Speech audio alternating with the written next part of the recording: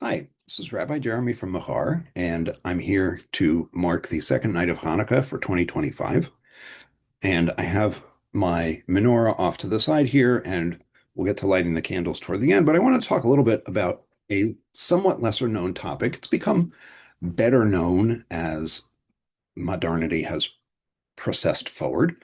But I wanted to talk about it because we still don't necessarily know very much about this. It's not part of the really traditional Hanukkah stories that we tend to hear. And the really traditional Hanukkah stories that we tend to hear, of course, there's the story about the oil that exists in the first form that we know it only in the Talmud. So 700 years basically after the events of the Maccabean Revolt is the first time anybody mentions anything about oil. Um, but we know it as a military victory, and sometimes we know, oh, the Maccabees were kind of religious fundamentalists, and maybe they wouldn't get along well with modern Jews like us. Okay, that all is true.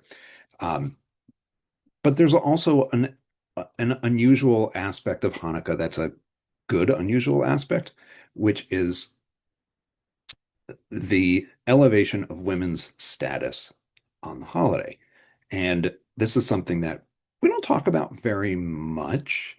We might not even recognize it as a thing that we do, but it is a thing that happens very often in more traditional Orthodox-ish kinds of Jewish circles. So we should talk about that a little bit because it's a piece that we, as um, more progressive in the way we do Jewish things, we often don't know about, or we forget, or we miss, or whatever. And so the basic idea is, if you look in the main Jewish legal codes that really move Jewish life, if you are somebody who follows Jewish law, you will find a statement in many of those sources that says women, while the Hanukkah candles are lit in the home, women are not to be required to do any kind of work around the house, which might give you pause looking at a more traditional setting. And what is that about? And the codes are very clear that they're thinking about two particular women whose stories are connected up to the Hanukkah story, one more closely than the other, and saying these women did these heroic things, and therefore that virtue carries forward. And we recognize that virtue by making it so that women aren't required to do more during this particular time of day on Hanukkah. So, what's going on here? What's going on here is there are two women, Judith and Hannah, and each of them is associated with heroic acts connected into the Maccabean revolt. So, connected into the main Hanukkah story, but we don't talk about them necessarily all that much. And you'll understand why maybe modern Jews wouldn't want to talk about Hannah or about Judith too much in connection with Hanukkah. So we'll start with Hannah, and you'll see kind of very acutely like why it is maybe we wouldn't want to model ourselves after Hannah. So Hannah is a Jewish woman who has seven, we're basically adult sons in the midst of the Maccabean revolt. And part of the story of the Maccabean revolt is Greek authorities trying to get Jews to sacrifice to pagan gods or to eat pork or eat something that's not kosher or take a vow or do any number of other things that are against Jewish law as these people understood it. And so Hannah has seven sons who are also kind of called out to do this, and um, she encourages each of them to refuse those instructions from pagan authorities and instead to martyr themselves. And they do, each one after the other, after the other, after the other. And then Hannah herself also is martyred. So this is recognized as an act of heroism. And so Hannah is one of two women whose stories become important for the rabbis of the late ancient and the medieval period in reaching decisions about whether women should have to do more during Hanukkah. And they kind of reach this conclusion that women should have to do less. And part of that is Hannah's merit. And the other part of it is the merit of someone named Judith. in Judith's case, so Judith's name, is it clear that Judith ever existed? Judith is Yehudit. Yehudit literally just means Jewish woman. So it's kind of like naming somebody America. Are they real, or is this just a personification of a people? So Judith's name is Yehudit, and Judith's story, the thing about Judith that gets the rabbis to think, oh, maybe Judith earns women some merit as well. The thing that gets rabbis thinking about that is the book of Judith, which is an apocryphal book, which means it's not in the Hebrew Bible, so it's not in Jewish texts that are considered authoritative, but it does appear in other biblical collections. So Catholicism has the Book of Judith, and Eastern Orthodoxy has the Book of Judith, and some Protestant groups keep it in an Apocrypha section, so it's in the book but not authoritative. So Judith's story is very close to the story of Yael in the Book of Judges, which is in the Hebrew Bible. In the Book of Judges, a non-Jewish woman named Yael sees an Assyrian general fleeing a battle and realizes that getting rid of this general could be helpful. And so she entices him into her tent, gives him cheese. Cheese is salty. He drinks a bunch of wine. He gets drunk. He passes out, and she kills him. And that helps save the day for the Israelites. The story of Judith is very similar. The general's name is not the same. In the story of Yael, the general's name is Sisera. In the story of Judith, the general's name is Holofernes, which is a Greek name.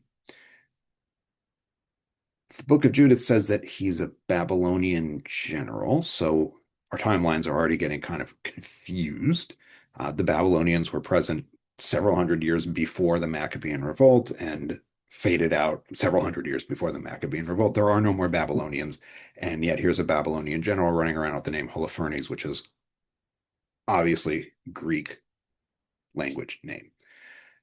So Judith sees Holofernes coming and realizes I can help this effort, and entices him into her tent, gives him cheese, salty, thirsty, drinks a bunch of wine, passes out, and kills Holofernes. Now, she kills Holofernes in a different way than Yael is said to have killed Sisera in the book of Judges. So, there are some changes made to the underlying narrative, but the underlying narrative is the same story.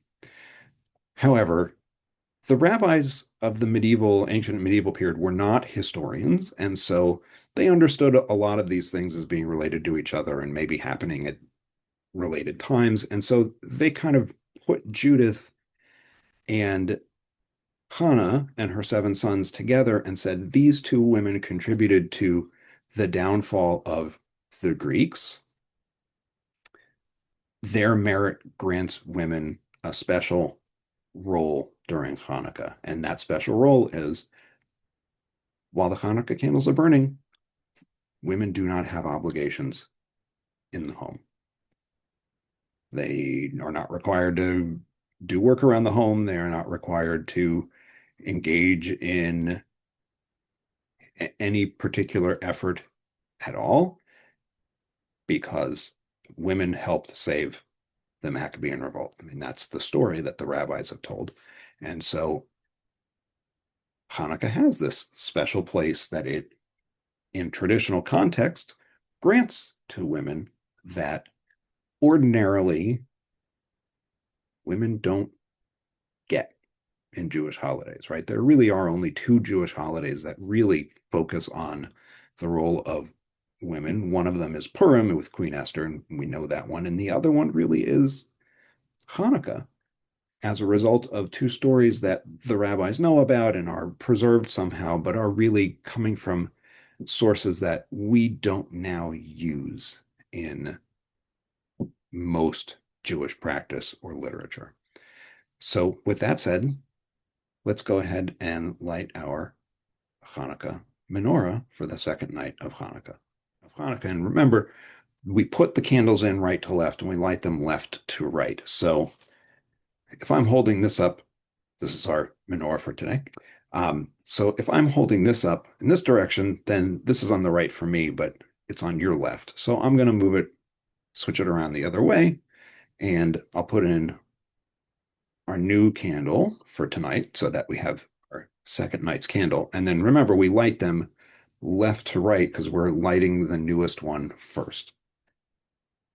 So I'm going to go ahead and I'm using my electric lighter, so it may take a moment for the candle to really light up. I'd have to do it again. There we go. And then